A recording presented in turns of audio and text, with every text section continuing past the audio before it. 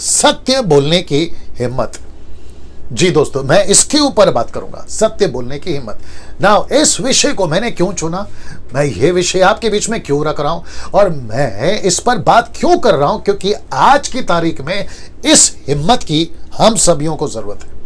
ऐसे हिम्मत की हम सभी को जरूरत है। जो पास्टर सभी देख रहा है उसको ऐसे हिम्मत की जरूरत है। जो चर्च के मेंबर अभी देख रहे हैं उनको इस हिम्मत की जरूरत है। जो क्राइस्ट फॉलोवर्स है, जो यीशु के अनुयायी हैं, उनको इस हिम्मत की जरूरत है। और आज के 21वीं सदी में मॉडर्न चर्चेस में जहां सब कुछ वचन को जो है तोड़ मरोड़ कर, मैनिपुलेट कर कर, ट्विस्ट कर कर पेश किए जा रहे हैं, उसके बीच में ऐसे हिम्मत की जरूरत है। और जिसके लिए मैंने टाइटल रखा है, टॉपिक रखा है, सत्य बोलने की हिम्मत रखो। इस पे बात करने पर हूं ना दोस्तों। इसको सपोर्ट करने के लिए या फिर इसको मजबूत करने के लिए स्टेटमेंट को एक वचन है जो आपके बीच में रख रहा हूं। आइए देखते हैं कौन सा, ये वाला। पहला पत्रस 4:11, 1 पीटर चैप्टर 4:11 लिखा है, यदि कोई बोले तो ऐसा बोले मानो परमेश्वर का वचन। इसका मतलब है कि जब आप कभी बोलते हो तो आपको ऐसा बोलना है मानो आप परमेश्वर का वचन बोल रहे हैं। यीशु, आपको याद होगा, यीशु के बारे में एक चलन प्रचलित थी। वो क्या चलन था कि यीशु जब भी बोलता है अधिकार से बोलता है। सी दैट इमेज, वो इमेज को देख लीजिए। यीशु जब भी बात करते थे अधिकार से बात करते थे। पतरस ने जब बात करी अधिकार से बात करी, जिसके चलते 3000 विटनेस थे जिन्होंने कहा कि पतरस जब तू प्रचार कर रहा था तो तेरे शब्द हमको भेद रहे थे, छेद रहे थे। Your word was penetrating our hearts. और जब पौलुस प्रचार करता था तो कैसे प्रचार करता था? बड़ी हिम्मत से। पहली सदी की कलीसिया नहीं डरती थी सत्य बोलने पे, वचन को बोलने पे। पहली सदी की कलीसिया छोड़िए, आपकी पिछली पीढ़ी यानी कि 18वीं 19वीं 20वीं सदी तक जो मिशनरी थे, जो प्रभु के लोग थे, जो क्राइस्ट फॉलोवर थे, वो ऐसा दहाड़ते थे, वो ऐसा बोलते थे। और आज भी 21वीं सदी में कुछ 10% लोग बचे हैं भारत में, विश्व में, जो ऐसा सत्य बोलते हैं, जो दहाड़ते हैं, जो सत्य बोलने की हिम्मत रखते हैं। और मैं चाहता हूं कि मसीह मंथन का जितने मेंबर्स हैं, मेरी कलीसिया ग्रेस मिनिस्ट्री के जितने भी मेंबर्स हैं, जितने मुझसे जुड़े हैं, और साथ ही साथ जितनों का मैं मेंटर हूं या मैं मेंटरिंग करता हूं, उन सभी को मैं कहना चाहता हूं कि सर, हम सभी को सत्य बोलने की हिम्मत रखना होगा। चर्च को चर्च से, चर्च के पास्टर को चर्च में बोलने की हिम्मत, मेंबर को पास्टर को बोलने की हिम्मत, हम सभियों को संसार को बोलने की हिम्मत। जहां सत्य है, सत्य को ऐसा बोलो मानो परमेश्वर का वचन है। क्या बात है। सी दैट नाउ, इसका मतलब है कि हम सभी को परमेश्वर के वचन का प्रचार करते वक्त में किसी के बाप से डरने की जरूरत नहीं है, क्योंकि सत्य है। और लिखा है ना यूहन्ना 8:31 और 32 में, सत्य को जानोगे तो सत्य तुम्हें आजाद करेगा। मैंने नहीं डाला, आप लोग उसको पढ़ लीजिएगा बाद में, ठीक है ना। तो सत्य को जानना और सत्य को हिम्मत से बोलना, सीधे हिम्मत से बोलना बहुत जरूरी है ना। इसको सपोर्ट करने के लिए मैं 2 स्क्रिप्चर और आपके बीच में रख रहा हूं। वह है पहला ये कुलुस्सियों 4:4, द बुक ऑफ कोलोसियंस चैप्टर 4:4 लिखा है, और उसे, किसे? वचन को। ये देख लीजिए, हाईलाइट किया ना, उसे। इसका मतलब है कि उसे ऐसा प्रकट करूं जैसा मुझे करना उचित है। ये देख लीजिए, उचित है। इसका मतलब है कि वचन को मैं ऐसा ही बोलूंगा जैसे उसको बोलना चाहिए। आपको पता है आज 21 सदी में मॉडर्न चर्चेस में, कई मसीहों में आजकल चल क्या रहा है? Be good and be good to others. मतलब आप अच्छा रहो और दूसरों के साथ में अच्छा रहो, वो चाहे गलत हो सही हो, उससे कोई फर्क नहीं पड़ता है, बस अच्छा रहो। और कॉन्टेक्स्ट क्या है? सहारा किसका लेते हैं? यीशु प्यार करता है, परमेश्वर प्यारा है, यूहन्ना 3:16, प्यार प्यार प्यार। लेकिन वो नहीं समझते कि दूसरा पहलू है परमेश्वर का एंगर, गुस्सा, न्याय। परमेश्वर प्यार है तो जलन करने वाली, जलन रखने वाला परमेश्वर भी है। ये नहीं समझते और उसके चलते गड़बड़ बहुत हो रही है कि सबके साथ कॉम्प्रोमाइज। ये जो शब्द है ना, कॉम्प्रोमाइज, ये बहुत डेंजर शब्द है, जिसको कहते हैं, हिंदी शब्द है समझौता, कॉम्प्रोमाइज। 3 कैरेक्टर थे सर, एक था अजरिया, मिशाइल, और क्या था वो? मिशाइल था, अजरिया था, और तीसरा क्या था? ये 3 कैरेक्टर जकरिया, आपका शद्रक, मेशक, अबेदनगो, इन तीनों ने कभी कॉम्प्रोमाइज नहीं किया कॉम्प्रोमाइज। तो इसका मतलब क्या है? इन सभी को पता था कि मूर्ति के सामने नहीं झुकना है, मूर्ति की आराधना नहीं करना है। दानियल कभी कॉम्प्रोमाइज नहीं किया, जिसकी स्टडी मैं भी दे चुका हूं, इसलिए उनके सब एग्जांपल्स दिमाग में भी चल रहे हैं। साथ ही साथ में जितने भी हो, वो जोसेफ पोतीफर की पत्नी के साथ कॉम्प्रोमाइज नहीं किया। गलत है तो गलत है, सही है तो सही है। वैसे ही हम सभी को सीखना होगा क्या सही है क्या गलत है, और उसे ऐसा ही प्रकट करें जैसा उसको करना उचित है ना। दोस्तों ये दूसरा स्क्रिप्चर एक्ट चैप्टर 4:29, प्रेरितों का 4:29 लिखा है कि अब हे प्रभु उनकी धमकियों को देख। किसकी धमकियां? शास्त्री फरीसियों की। उनकी धमकियों को देख और अपने दासों को यह वरदान दे। कौन से दास थे? यूहन्ना और पतरस। अपने दासों को यह वरदान दे कि तेरा वचन, तेरा वचन बड़े हियाव से सुनाए। हियाव का मतलब है बोल्डनेस का मतलब है हिम्मत। ऐसे हिम्मत के साथ में मैं वापस आपको वो पिक्चर दिखा देता हूं, ये वाला। सत्य को बोलने की हिम्मत रखो, सत्य को बोलने की हिम्मत रखो। वाह, मैं आज सभी से पूछना चाहता हूं जो अभी वीडियो देख रहा है, मेरी बहन तुमको पूछना चाहता हूं, मेरे बच्चों तुमको पूछना चाहता हूं, कलीसिया के लोगों तुमको पूछना चाहता हूं, पास्टर्स मैं तुमको पूछना चाहता हूं, क्या सत्य को बोलने की हिम्मत है आप में? अगर नहीं है तो प्रार्थना में बैठो और कहो कि प्रभु मैं कभी लाइफ में कभी किसी के साथ कॉम्प्रोमाइज नहीं करूंगा। जहां बात आती है सत्य की तो मैं हिम्मत के साथ बोलूंगा। मैं चर्च के मेंबर अभी रखूंगा, मैं स्लाइड को रखूंगा। चलिए काम करता हूं, मैं वहां पर सीधा मुद्दे पर आ जाता हूं, लेकिन आपको एक स्लाइड, ये वाला स्लाइड, ये वाला लिखा है, कौन सा है? हाँ ये वाला लिखा है, वचन का सत्य बोलने के लिए किसी से डरने की जरूरत नहीं है। मुंबई के भाषा में किसी के पाप से डरने की जरूरत नहीं। कब? जब आपके पास में सत्य का वचन है। तो इसका मतलब है कि आपको ये जो स्लाइड है आपको ये बताता है कि वचन का सत्य अगर आपके पास में है तो आपको किसी से डरने की जरूरत नहीं है। वो चाहे आपका क्या कहते हैं ऑफिस का बॉस हो, आपका बिजनेस पार्टनर हो, आपके रिलेटिव्स हो, आपके चर्च के पास्टर हो, आपके चर्च के मेंबर्स हो, आपके घर के माता पिता हो, भाई बहन हो, आप जो भी कहीं भी जैसे भी हैं, आपको अगर सत्य पता है यही वचन है, वो कॉन्टेक्स्ट किसी का भी हो, कॉन्सेप्ट कोई भी क्यों ना हो, आपको अगर पता है कि ये सत्य है तो बिंदास बोलिए, बिना डर के बोलिए, क्योंकि हिम्मत रखना है सत्य को बोलने के लिए। ठीक है ना दोस्तों? ना मैं चाहता हूं कि कुछ कैटेगरीज आपके बीच में रखूं। सबसे पहले ये वचन को पढ़ लेते हैं। मत्ती 7:37 ओके 5:37, मैथ्यू 5:37 लिखा है, परंतु तुम्हारी बात, ये देखिए ना कितना खूबसूरत है, लिखा है कि परंतु तुम्हारी बात हाँ की हाँ और या ना की यानी कि नहीं की नहीं, क्योंकि जो कुछ इससे अधिक होता है वह बुराई से होता है। तो यीशु ने क्या कहा? जहां हाँ है वहां हाँ बोलो, जहां ना है वहां ना का नहीं, नहीं का ना, जो भी ठीक समझे आप लोग। ठीक है ना? तो जहां पे ठीक है उसको कहो ये ठीक है, जो गलत है उसको कहो गलत है, डंके की चोट पे बोलो, कोई जरूरत नहीं डरने की। ठीक है ना? क्योंकि जो इससे अधिक होता है लिखा है कि वो बुराई से होता है।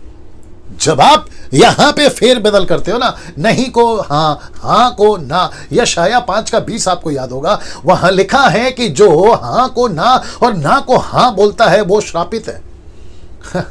जो हाँ को ना और ना को हाँ कहता है ना वो श्रापित है। द बुक ऑफ आइज़ाया चैप्टर 5:20 वहां लिखा है। तो इसका मतलब है कि यीशु मसीह का सीधा स्टेटमेंट है कि जो गलत है वो गलत है, जो सही है वो सही है ना। मैं कैटेगरी रख रहा हूं, इसको देख लीजिए। सबसे पहले चर्च का सेवक चर्च के सदस्यों से हिम्मत के साथ में सही बोले। ये गलत है चर्च के लोगों, तो हिम्मत रखो। कुछ लोग क्या करते हैं पता है, क्योंकि पास्टर को पता चलता है। अब ये जजमेंटल स्टेटमेंट नहीं है, बात को समझो, खबरदार करने वाली बात है, होशियार करने वाली बात है, जिसके चलते मैं बोल रहा हूं। कुछ सेवक, कुछ पास्टर्स क्या करते हैं, अगर चर्च का मेंबर थोड़ा सा अमीर है, रिच है, पैसा ज्यादा देता है, ऑफरिंग ज्यादा देता है, तो उसको करेक्शन कम करते हैं। लेकिन जो गरीब है, कम पैसे देता है, कम ऑफरिंग देता है, उसको जबरदस्त करेक्शन करते हैं, ये गलत है वो गलत है। प्रश्न उठता है फिर यहां सेवक क्या कर रहा है? अपने चर्च के सदस्यों के साथ कॉम्प्रोमाइज कर रहा है, अपने चर्च के सदस्य के साथ में गड़बड़ कर रहा है। फिर ये वचन वापस आ जाएगा कि हाँ का हाँ और ना का ना कहां जा रहा है। इसलिए यीशु ने कहा कि जहां हाँ है वहां हाँ करो और जहां ना है वहां ना करो या नहीं करो। ठीक है ना? तो वापस कहता हूं कि चर्च का सेवक चर्च के सदस्यों से हिम्मत रखे। गलत है सर, आपका ₹1,00,000 ऑफरिंग आता है तो भी तुम गलत हो।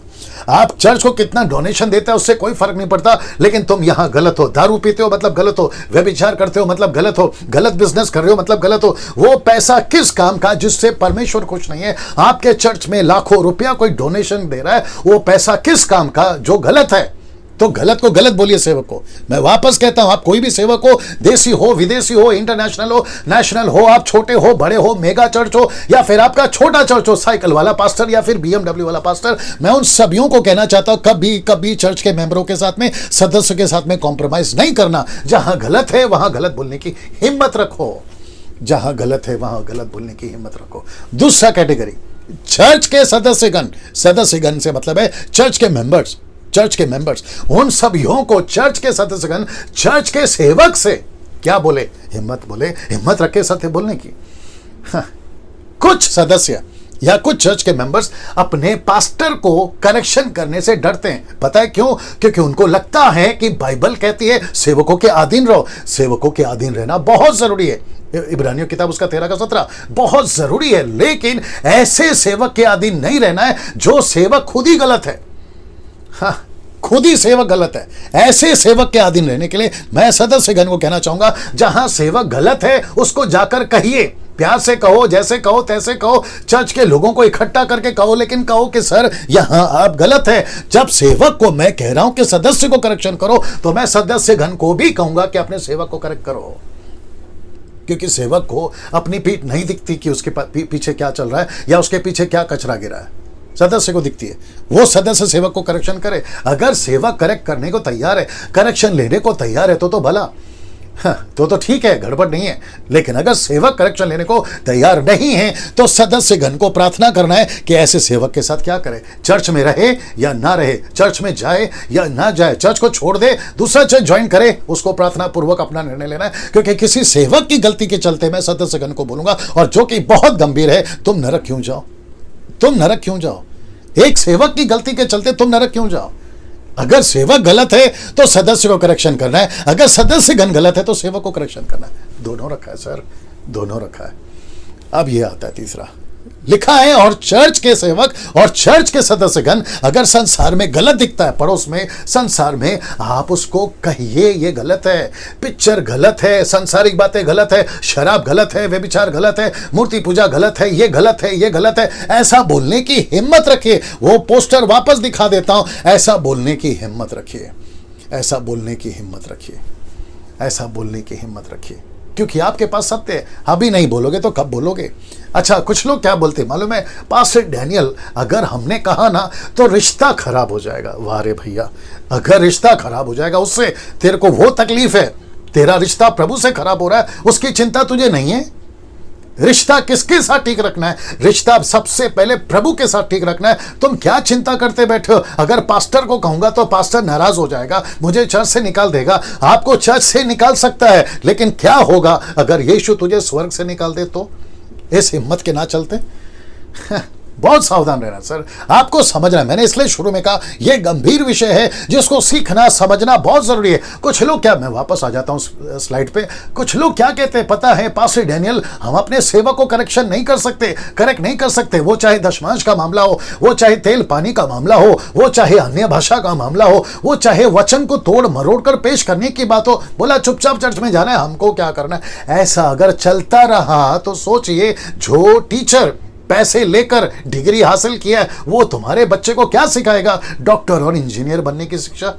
वहां पकड़ते हो ना कि टीचर जब खुद ही गलत है तो बच्चों को क्या सिखाएगा? वहां पकड़ते हो, डॉक्टर को पकड़ते हो, डिग्री लिया है पैसे लेकर, तो ये इंजेक्शन ऑपरेशन क्या करेगा? क्योंकि फर्जी डॉक्टर है। वैसे ही मैकेनिक फर्जी है, इंजीनियर फर्जी है। अगर इंजीनियर गलत निकला तो ब्रिज का काम तो बेड़ा गर्क कर देगा, कई लोगों का हादसा हो जाएगा। वैसे ही सेवक अगर गलत निकला तो पूरे चर्च को ले डूबेगा, और अगर चर्च गलत निकला तो फिर सेवक को समझना है कि मैं ऐसे चर्च में क्यों रहूं।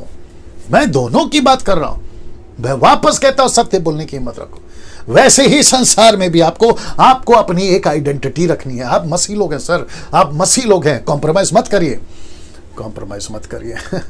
बड़े ध्यान से सुनिए। अभी तो खैर लॉकडाउन चल रहा है और मुझे नहीं पता कि इलेक्शन जब आएगा तो क्या होगा।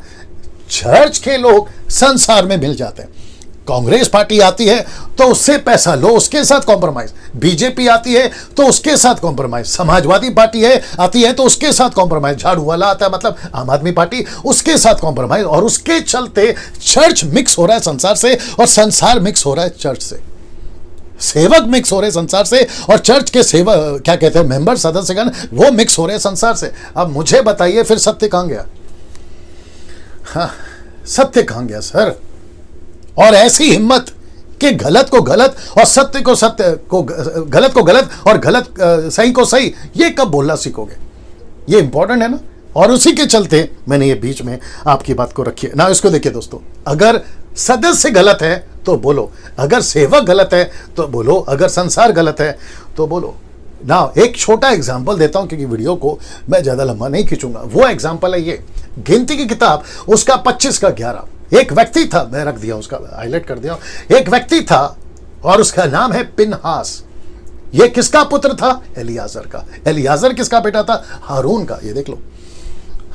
तो इसका मतलब है कि पिनहास हारून का पोता, या फिर ऐसे कह लो कि हारून उसका दादा, और बीच में था ये एलियाजर और उसका बेटा पिनहास। अब आप पूछोगे कि पिनहास ने क्या किया, तो इसका 1 से पढ़िए, 25 का 1 से पढ़िए, जहां पे इजरायलियों ने मूर्ति पूजा की अविश्वासियों के साथ जाकर, अविश्वासियों के साथ में गलत काम किया, व्यभिचार किया, मूर्ति पूजा किया। और जब ये हो रहा था तो परमेश्वर की जलन उठी, और उस जलन के चलते जब परमेश्वर गलत को गलत, सही को सही बता रहा था, एक व्यक्ति, इजरायली व्यक्ति जाकर किसी अविश्वासी लड़की के साथ में जब वो गलत काम कर रहा था तो पिनहास उठा और उसने जाकर उसका कत्ल कर दिया, उसको मार दिया पूरे इजरायलियों के सामने। तब जाकर ये वचन 11 आया, लिखा है हारून याजक का पोता, हारून याजक का पोता, एलियाजर का पुत्र, जिसे इजरायलियों के बीच मेरी सी जलन उठी है। अच्छा, ये स्टेटमेंट किसका है? परमेश्वर का। कहता है मेरी सी जलन। इसका मतलब है कि पिनहास को परमेश्वर का गुस्सा एहसास हुआ, परमेश्वर का जलन एहसास हुआ, परमेश्वर की तड़प एहसास हुई, परमेश्वर का एंगर उसको दिखा। उसको लिखा है कि उसके अंदर मेरी सी जलन उठी है। उसने मेरी जलाहट को उन पर से यहां तक दूर किया कि मैंने जल कर उनका अंत नहीं कर डाला। मतलब पिनहास ने उस लड़के को कत्ल कर दिया, उस व्यक्ति को मार दिया, जिसके चलते परमेश्वर का जलजला शांत हुआ, नहीं तो पूरे इजरायलियों को खत्म कर देता। कौन? परमेश्वर। सो ये लड़का जिसका नाम है पिनहास, इसके अंदर क्या थी बात? कौन सी बात थी? उसके अंदर यह बात थी, वापस दिखा देता हूं। उसके अंदर यह बात थी, ये वाली बात। उसको हिम्मत था गलत को गलत और सही को सही बोलने की। Can you believe this? वाह, कैसा लग रहा है दोस्तों? कैसा लग रहा है? कमेंट्स बॉक्स में जरूर बताएं। क्या सीख रहे हैं आप लोग? जरूर बताएं। फेसबुक पे जब ये चलेगा, मैं उन सभी फेसबुक वालों से कहना चाहता हूं जो हजारों में मुझे लोग देखते हैं, मैं उन सभियों को कहना चाहता हूं कि सर वक्त आ गया है, हिम्मत रखो सत्य बोलने की। चर्च में गलत हो रहा है ना, गलत को गलत बोलिए, सही को सही बोलिए। यदि कोई बोले तो ऐसा बोले मानो परमेश्वर का वचन। और जिसके चलते मैंने इस लड़के का आपको इंट्रोडक्शन करवाया, मैं अभी समाप्ति पर भी आ गया हूं, मैंने इस लड़के का आपको इंट्रोडक्शन करवाया। आपको समझना बहुत जरूरी है। चर्च में गलत दिख रहा है, गलत है सर, पास्टर जी ये गलत है, पास्टर को बोलना है, चर्च के मेंबरों ये गलत है, संसार को बोलना ये गलत है। जिसके चलते ये देख ले, जहां गलत है और वचन के खिलाफ है, सत्य बोलने की हिम्मत रखो। मैं रिपीट कर देता हूं।